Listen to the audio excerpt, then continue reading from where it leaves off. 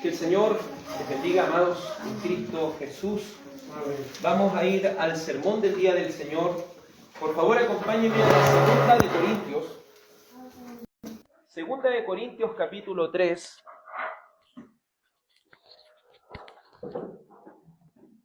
Segunda de Corintios, capítulo 3.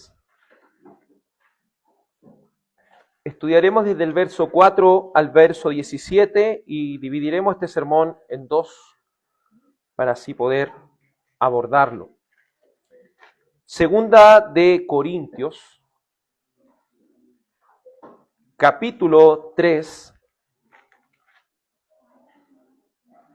verso 4 al 17.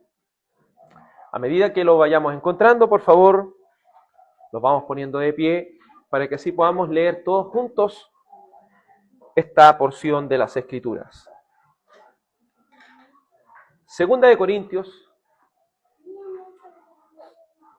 capítulo 3, verso 4 al 17. Amén. Leo en el nombre del Padre, del Hijo y del Espíritu Santo. Esta confianza tenemos hacia Dios por medio de Cristo. No que seamos suficientes en nosotros mismos para pensar que cosa alguna procede de nosotros, sino que nuestra suficiencia es de Dios, el cual también nos hizo suficientes como ministros de un nuevo pacto, no de la letra, sino del Espíritu, porque la letra mata, pero el Espíritu da vida. Y si el ministerio de muerte, grabado con letras en piedra, fue con gloria, de tal manera que los israelitas no podían fijar la vista en el rostro de Moisés por causa de la gloria de su rostro, la cual se desvanecía, ¿cómo no será aún más, con más gloria, el ministerio del Espíritu?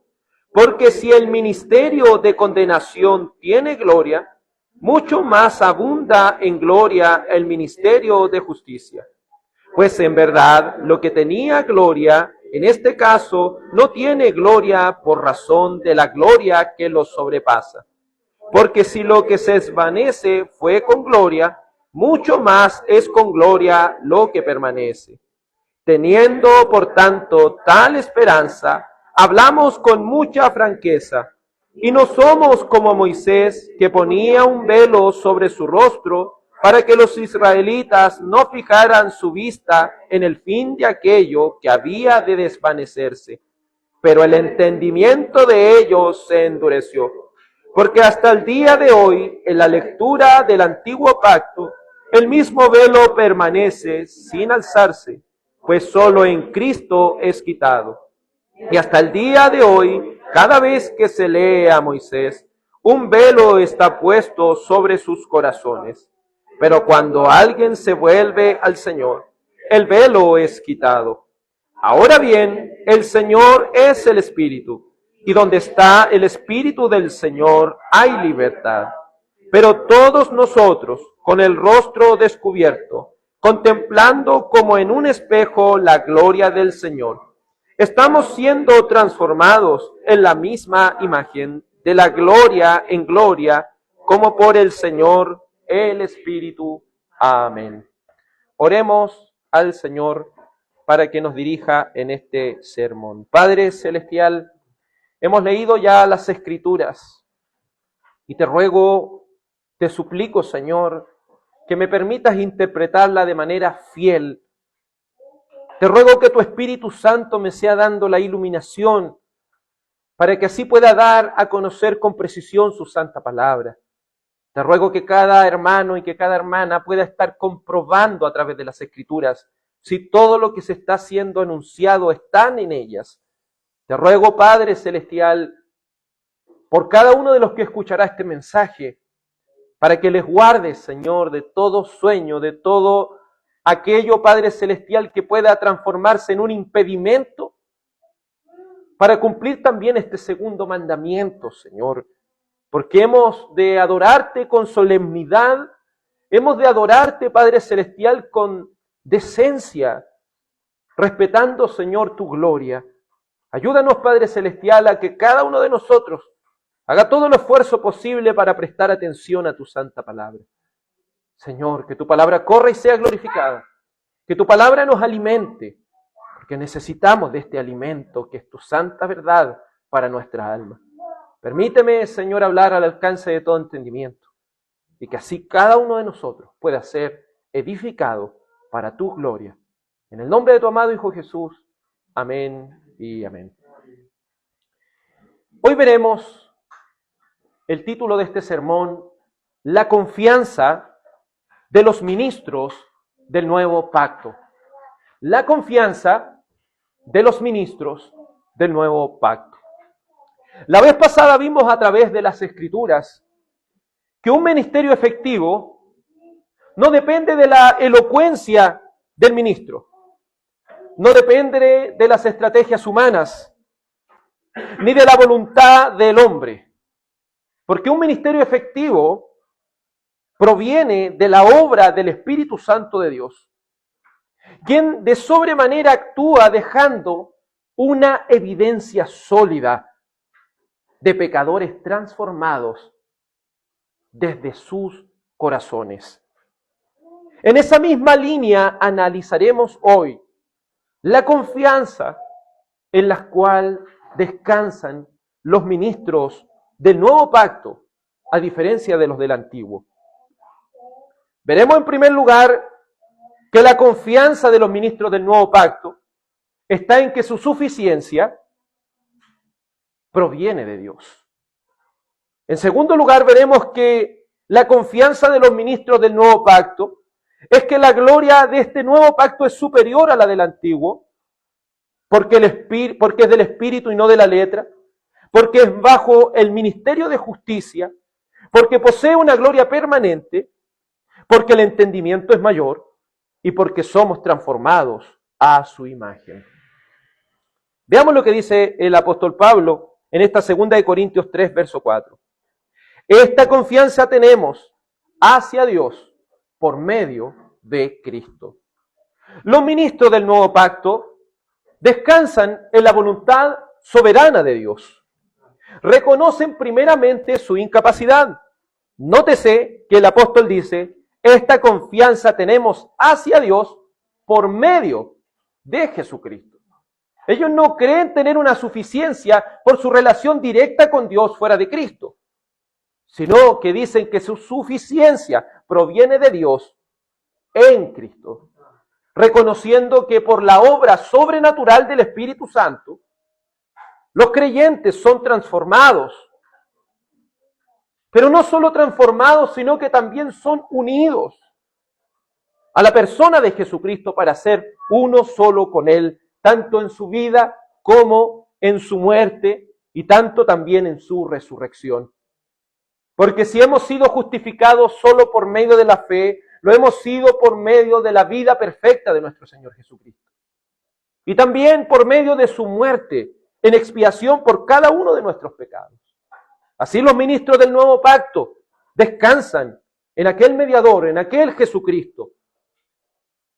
Como bien expresa el apóstol Pablo, nuestra confianza descansa en Dios por medio de Jesucristo. ¿Cómo podemos ser acaso ministros de Dios? La primera de Juan, en el capítulo 2, versículo 23 dice, todo aquel que niega al Hijo, tampoco tiene al Padre. El que confiesa al Hijo, tiene también al Padre. Por eso es necesario que todo ministro del nuevo pacto pueda descansar en Jesús, pueda descansar en su Señor, pueda tener una real comunión con su Dios. No podremos decir que alguien es un ministro si en primer lugar no tiene una comunión con su Señor. ¿Cuántos predican a Cristo sin tener una comunión real con Él? ¿Cuántos hablan de Jesús a otros sin verdaderamente estar unidos en Él por medio del Espíritu Santo? Por algo la Escritura, por medio de Jesucristo, dice que por sus frutos ustedes los van a conocer. Es esencial comprender que la raíz del ministerio cristiano descansa en que el ministro debe estar en plena comunión con su Señor. Debe estar en Cristo. De otra manera es imposible tener una real confianza de que nuestra suficiencia proviene de Dios.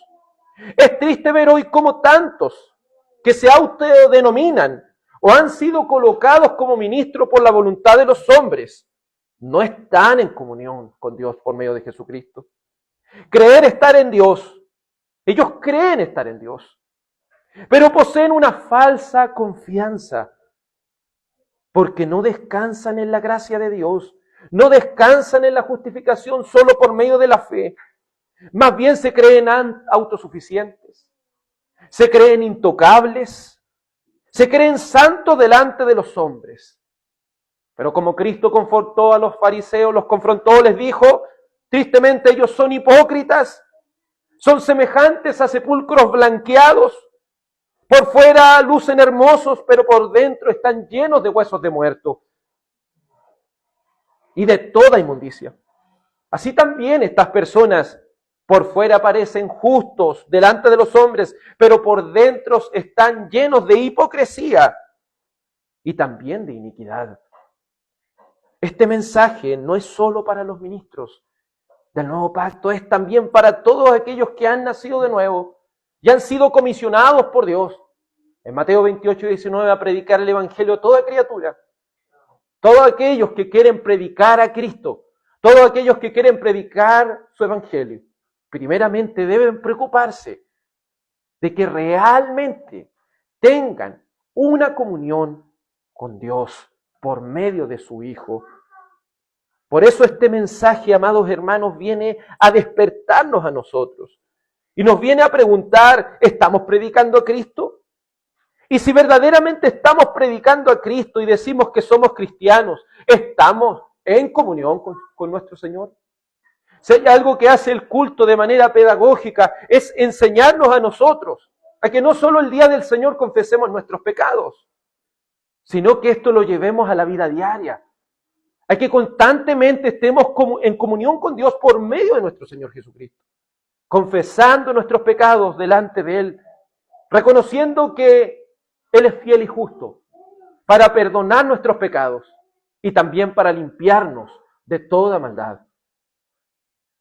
Muchos pueden, de alguna manera, tener la elocuencia de un predicador, pero ¿cómo está su comunión íntima con Dios? Qué triste es pensar que algunos se han autodenominado ministros y lo único que hacen en la semana es preparar sermones. Lo único que hacen en la semana es preparar estudios bíblicos. Pero verdaderamente se están preocupando de tener una real comunión con Dios en su vida devocional. Se están preocupando realmente de tener una comunión con Dios en oración, no solo para pedir, sino también para agradecer. Por eso, amados, cuidémonos de llevar una religiosidad externa, porque los ministros del nuevo pacto son aquellos que reconocen que tienen su suficiencia de parte de Dios, pero por medio de Cristo. ¿Estás en comunión con Dios por medio de Cristo hoy? Las Escrituras nos mandan a que nos examinemos a nosotros mismos y que probemos hoy nuestros corazones. Romanos capítulo 2, verso 21 al 24 dice, tú pues que enseñas a otro, ¿no te enseñas a ti mismo? Tú que predicas que no se ha de robar, ¿robas? Tú que dices que no se ha de cometer adulterio, ¿adulteras? Tú que abominas a los ídolos, ¿saqueas templos? Tú que te jactas de la ley, violando la ley de Dios, ¿lo deshonras? Porque tal como está escrito, el nombre de Dios es blasfemado entre los gentiles a causa de ustedes. Los ministros del nuevo pacto tienen una comunión con Dios y esa comunión con Dios florece en sus vidas por medio de su testimonio, por medio de su comportamiento, por medio de su relación también que tienen con su familia, con sus vecinos. Pero no podemos pretender predicar a Cristo cuando estamos sin Él. No podemos pretender predicar acerca del Evangelio, de la gracia de Dios, cuando no hemos gustado de esa gracia. Por eso estás en la gracia de Dios. Han sido perdonados totalmente tus pecados en la cruz del Calvario. Verdaderamente has sido renovado por la obra sobrenatural del Espíritu Santo. ¿Cómo va tu lucha contra el pecado? ¿Te estás entregando a tus pasiones? ¿Estás predicando a otros de Cristo mientras tú no estás en comunión con Él? Veamos lo que dice el apóstol Pablo en el verso 5. No que seamos suficientes en nosotros mismos para pensar que cosa alguna procede de nosotros, sino que nuestra suficiencia es de Dios, el cual también nos hizo suficientes como ministros del nuevo pacto. Continúa el apóstol dejando en claro que los ministros del nuevo pacto comprenden que son totalmente dependientes de Dios por medio de Cristo y que la obra del ministerio descansa en que la suficiencia proviene de Dios. Pues Él es quien nos hizo suficiente como ministro del nuevo pacto. Quiero preguntarte, ¿has sido llamado al ministerio?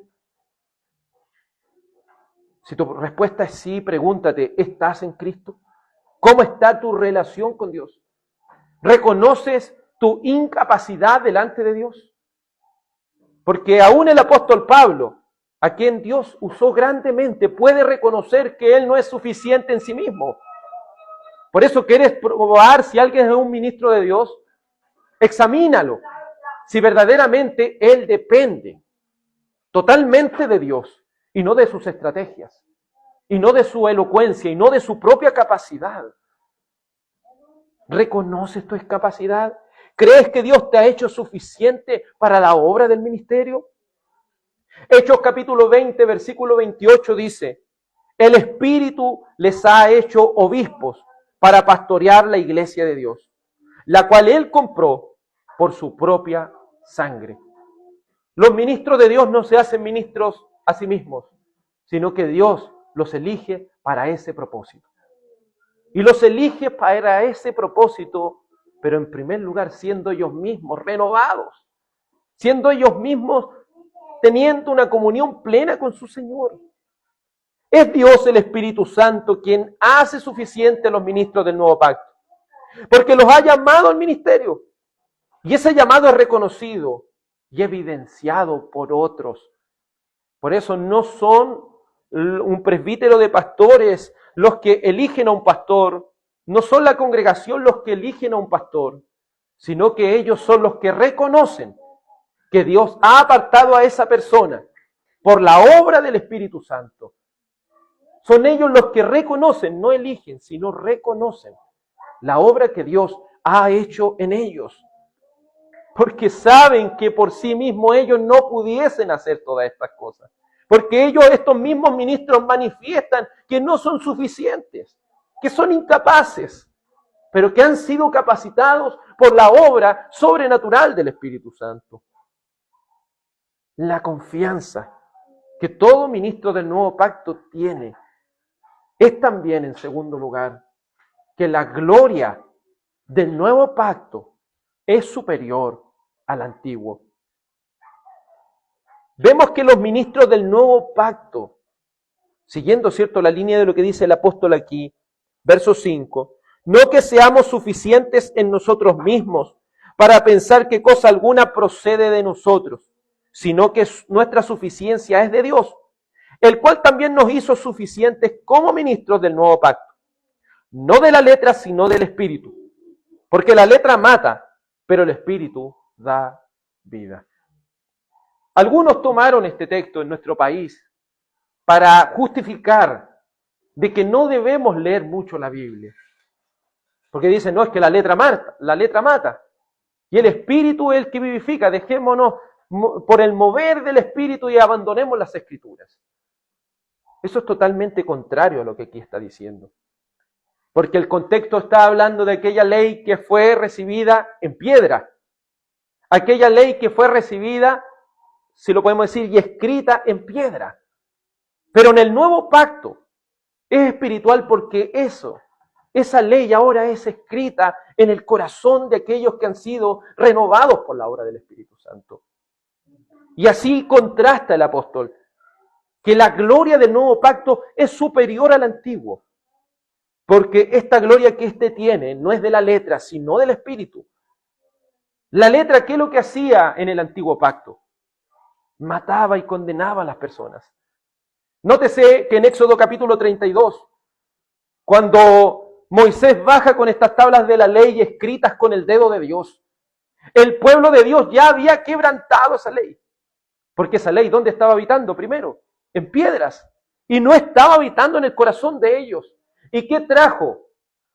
Que esas tablas fueran quebradas y que muchísimas personas murieran.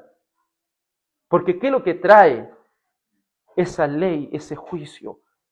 Trae la muerte de aquellos que no han sido renovados por la palabra de Dios. Por eso le ruego a cada uno de nosotros que se examine a sí mismo y se pruebe e identifique si verdaderamente ha nacido de nuevo, si verdaderamente ha sido transformado por la obra del Espíritu Santo. Y si el ministerio de muerte grabado con letras de piedra fue con gloria, de tal manera que los israelitas no podían fijar la vista en el rostro de Moisés por causa de la gloria de su rostro, la cual se desvanecía. Los ministros tienen su confianza en la superioridad que tiene el nuevo pacto con respecto al antiguo. En primer lugar, porque el antiguo era de la letra, era escrito en piedra y podía ser roto.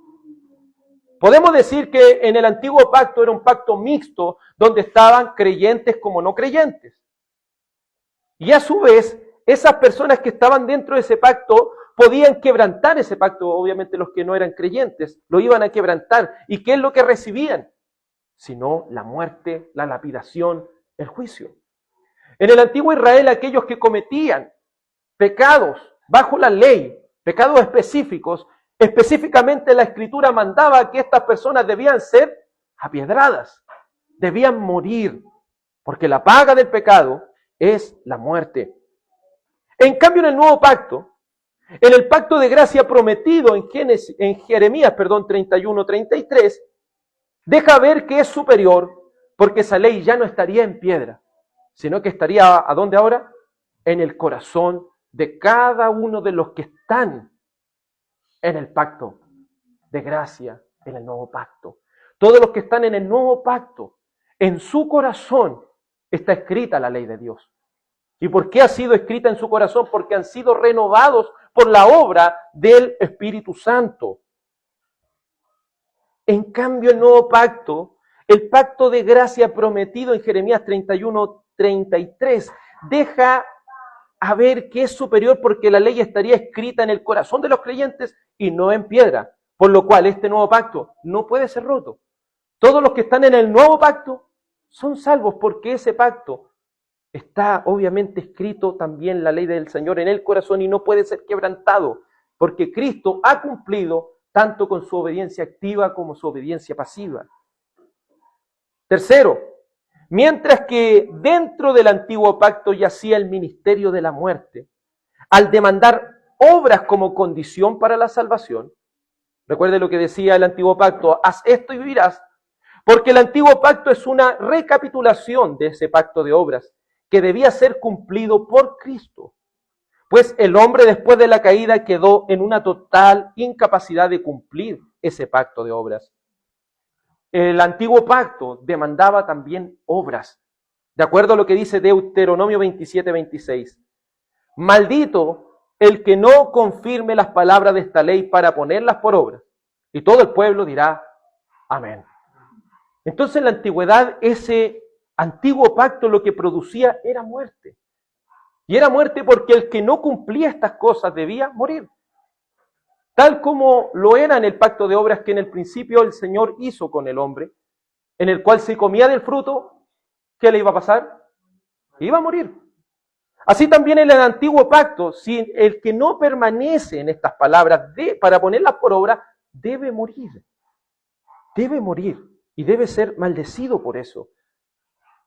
Pero en el nuevo pacto es diferente. porque es un pacto totalmente de gracia. No hay condición, porque esa condición, ¿quién la ha cumplido?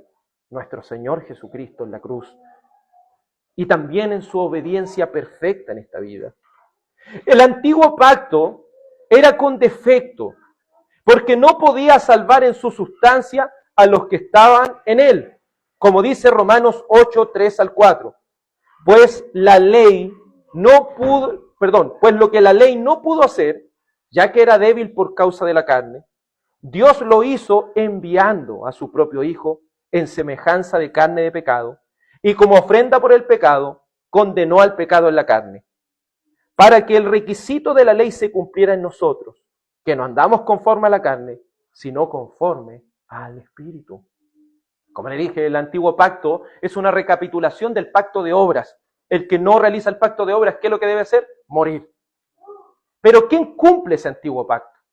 Para que nosotros podamos tener vida en el nuevo pacto. Nuestro Señor Jesucristo. ¿Quién cumple con una obediencia perfecta para que usted y yo podamos ser salvos? Jesucristo, nuestro Salvador. ¿Quién es el que paga la totalidad de nuestros pecados en la cruz? Nuestro Señor Jesucristo. Por eso somos salvos por gracia y solo por gracia. Pues solo podían ser salvos por la fe en la promesa del pacto de gracia, que yacía en la revelación progresiva de aquel que traería el nuevo pacto. Porque si bien el antiguo pacto era la recapitulación del pacto de obras y demandaba obediencia, también dentro de ese antiguo pacto se revelaba el pacto de gracia. De tal manera que las personas, viendo este nuevo pacto que vendría en el futuro, como promesa, ellos se aferraran a esa promesa del pacto de gracia. De tal manera que todos los que se aferren a esa promesa, por medio de la fe, eran justificados. Porque esa promesa, ¿quién era nuevamente? Jesucristo, nuestro Señor. Génesis 3:15 habla de aquella primera promesa de gracia, esa primera promesa evangélica, la cual nos hace poner nuestra mirada ¿en quién? En Jesucristo, nuestro Señor. Y luego progresivamente esos pactos iban revelando más y más acerca de nuestro Señor Jesucristo. Pues solo en el antiguo pacto eran salvos los que ponían su fe en la promesa del pacto de gracia, que yacía en la revelación progresiva de aquel que traería el nuevo pacto. Los demás que estaban en el antiguo pacto y no creían en esta promesa y transgredían la ley, debían morir. En cuarto lugar, los ministros del nuevo pacto tienen su confianza en que el nuevo pacto, en este pacto, yace el ministerio de la justificación solo por la fe en Cristo, donde todos los que están en este nuevo pacto son salvados. En cambio, en el antiguo, como era un pacto mixto, habían personas que estaban dentro de ese pacto y iban a perecer igual, porque no habían sido renovados desde sus corazones para salir de aquella incapacidad y creer así en esa promesa. Pero en este nuevo pacto, todos, desde el más pequeño hasta el más grande, todos conocen al Señor. Y todos han recibido esa obra del Espíritu Santo en sus corazones. Todos los que están en ese nuevo pacto. Dice, mientras que en el antiguo yacía la promesa del pacto de gracia, en el nuevo pacto yace la consumación y la plenitud de este pacto de gracia, que es el nuevo pacto sellado con la sangre de nuestro Señor Jesucristo. Por eso la sangre de Cristo es tan importante, porque sin derramamiento de sangre no hay remisión de los pecados, y sin derramamiento de sangre tampoco hay pacto. Por eso nosotros creemos que el pacto no había sido revelado, no había sido traído formalmente en el Antiguo Testamento, sino que había sido revelado y prometido hasta que su fiel cumplimiento fuera en nuestro Señor Jesucristo. Hebreos capítulo 8, versos 6 al 7, dice, pero ahora Jesús ha obtenido un ministerio tanto mejor, por cuanto Él es también el mediador de un mejor pacto, establecido sobre mejores promesas. Pues si aquel primer pacto hubiese sido sin defecto, no hubiera buscado lugar para el segundo.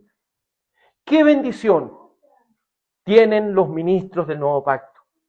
Porque este es superior al antiguo. Mientras que el antiguo no tenía la capacidad en sí mismo de salvar a los pecadores fuera de la promesa del pacto de gracia, el nuevo pacto sí tiene la capacidad de salvar a los redimidos, porque en sí mismo y en todo su esplendor, ese pacto de gracia consumado por la sangre del Señor Jesucristo redime a las almas. Ellos lo veían como tipos y sombras. Nosotros ahora lo vemos como aquella realidad palpable de que nuestro Salvador, de que nuestro Señor nos ha redimido solo por su sangre. Ellos, para ser salvos, tenían que poner su fe en la promesa. Nosotros, en el pacto que ya ha sido cumplido y sellado con la sangre de nuestro Señor. ¿Qué nos queda a nosotros? Alegrarnos. Alegrarnos de que por la voluntad de Dios, si hemos nacido de nuevo, hemos sido justificados por medio de la fe, porque Él nos ha dado esa fe para aferrarnos a esta promesa. Por eso no creas que cuando te toque partir de esta tierra, Dios va a colocar por un lado tus buenas obras y va a colocar por el otro lado las cosas malas, y ambas van a de alguna manera equilibrarse para que vaya al cielo. No. Las obras que Dios demanda para ser salvo es una obra completamente perfecta. Para ir al cielo hay que ser perfecto. Entonces ahí es donde nos preguntamos, ¿quién puede ser salvo entonces? Ninguno. Pero cuando ponemos nuestra fe en Jesucristo, esa fe que Él nos ha dado, esa justicia perfecta que Él vivió en esta tierra se nos transfiere por la fe. Y todos nuestros pecados han sido cargados por nuestro Señor en la cruz. Por lo cual ahora somos justos delante de Dios. Tenemos la justicia de Cristo por medio de la fe. Y tenemos también el pago total de nuestros pecados, tanto pasados, presentes, como futuros. Por eso alegrémonos de que este pacto de gracia esté, amados, ya revelado, ya consumado con la sangre de nuestro Señor.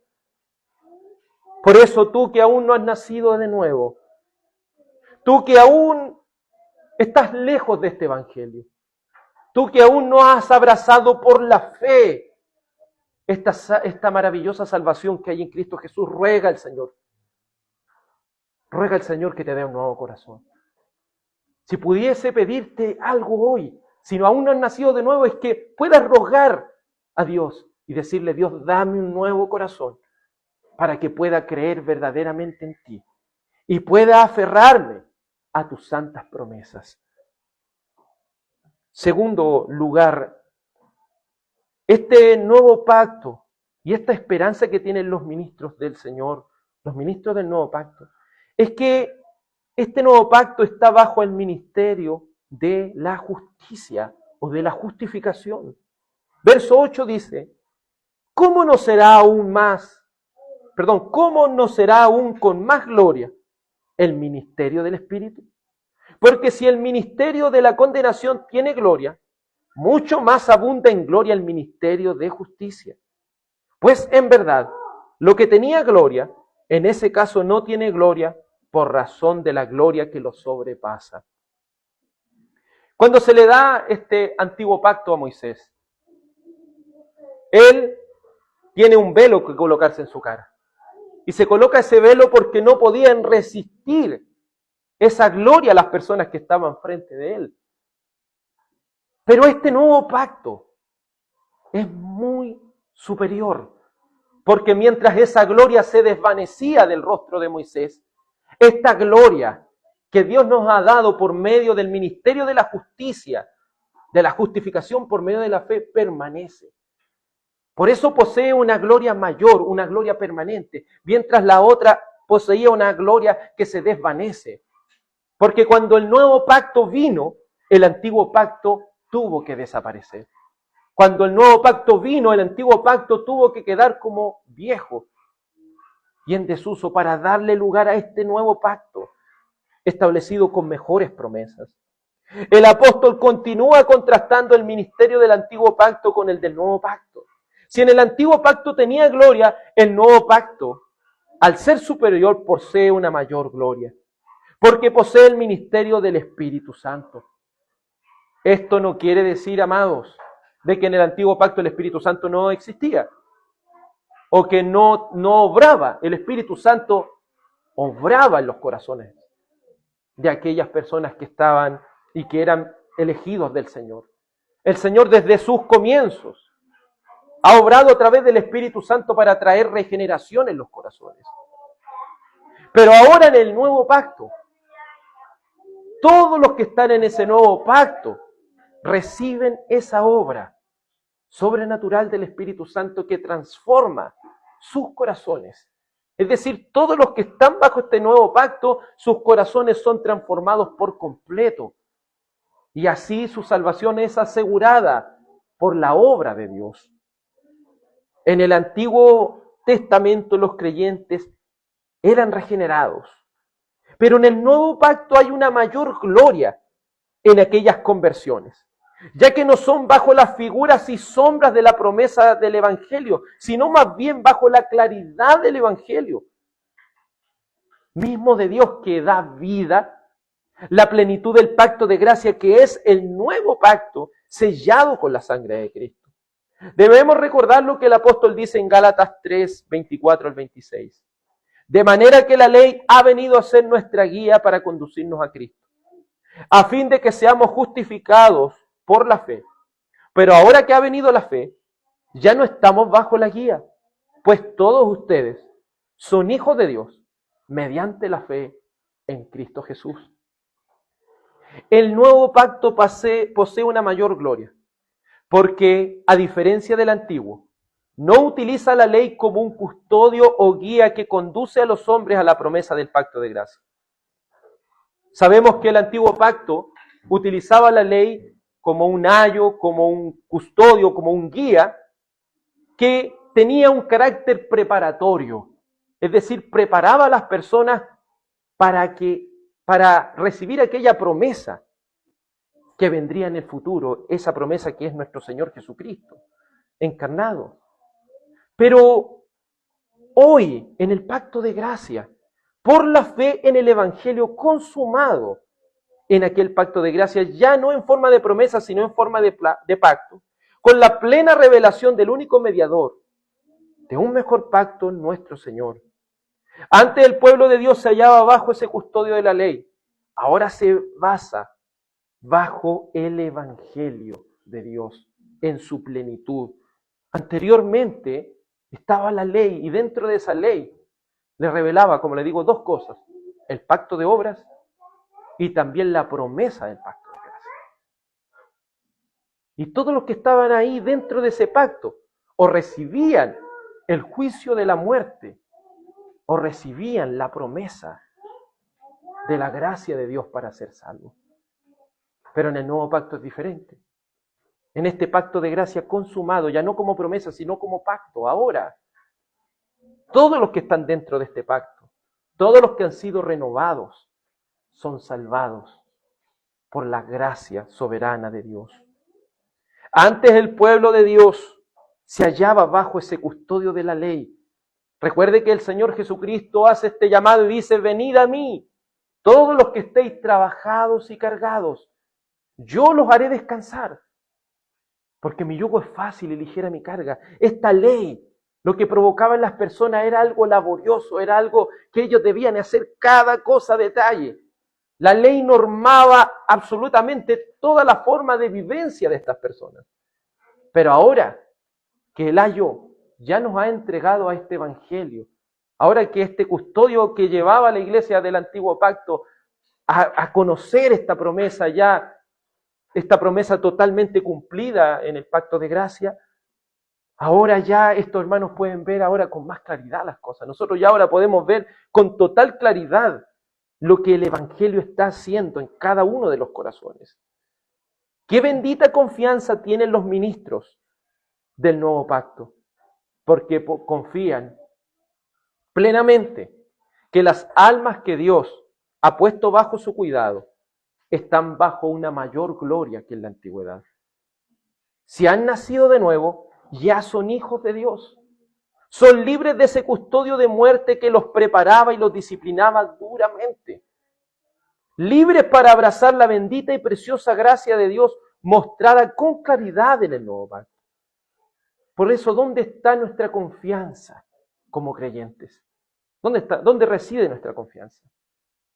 ¿En lo que nosotros hacemos o en lo que el Señor hizo por nosotros?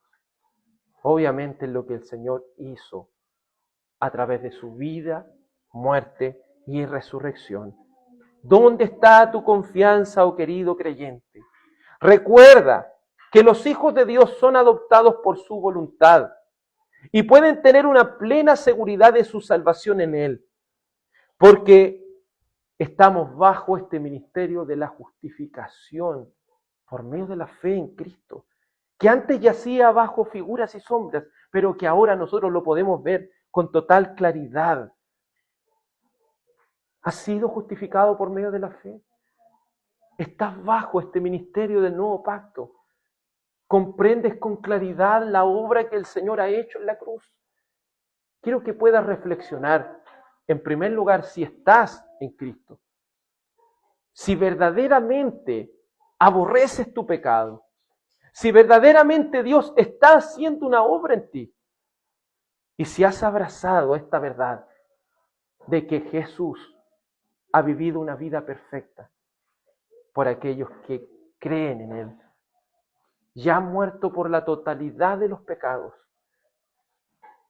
que estos elegidos habían cometido. Y que así como Cristo resucitó, así también resucitaremos con una esperanza viva en Él.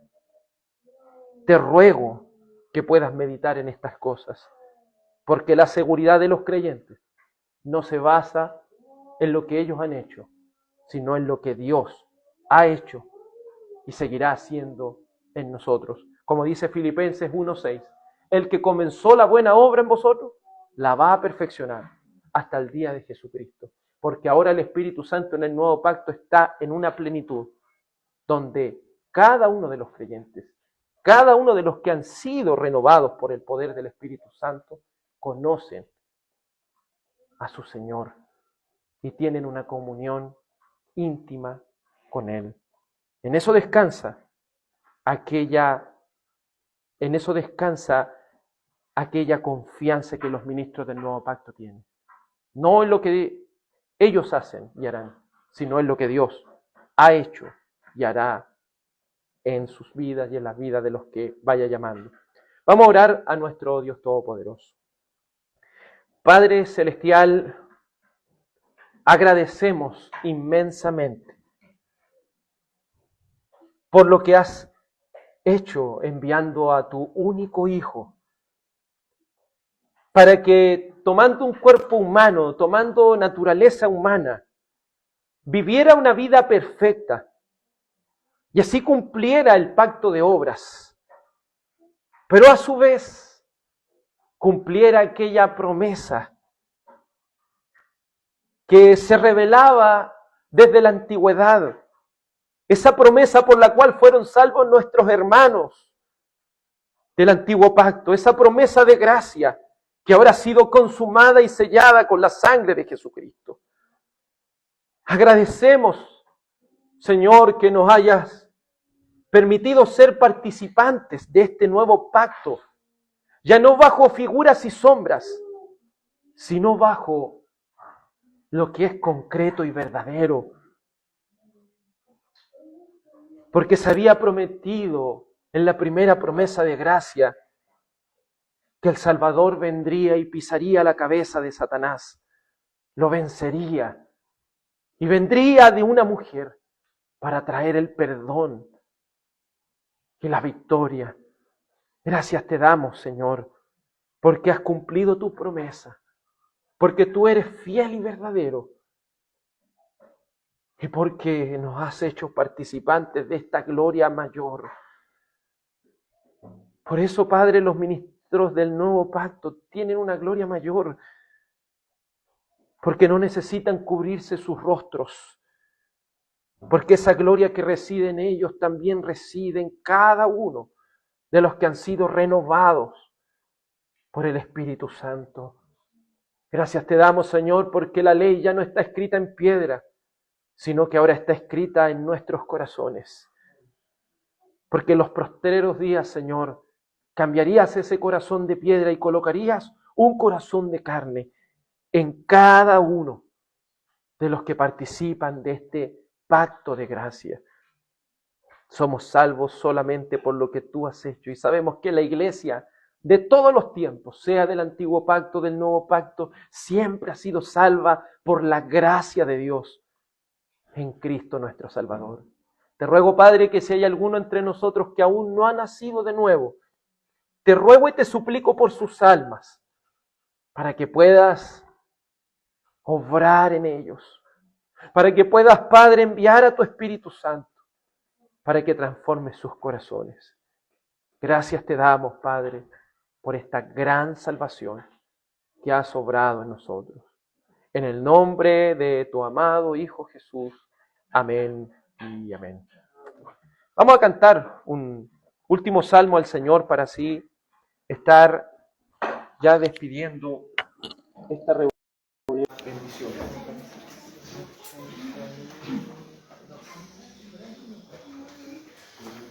Permítame, hermano.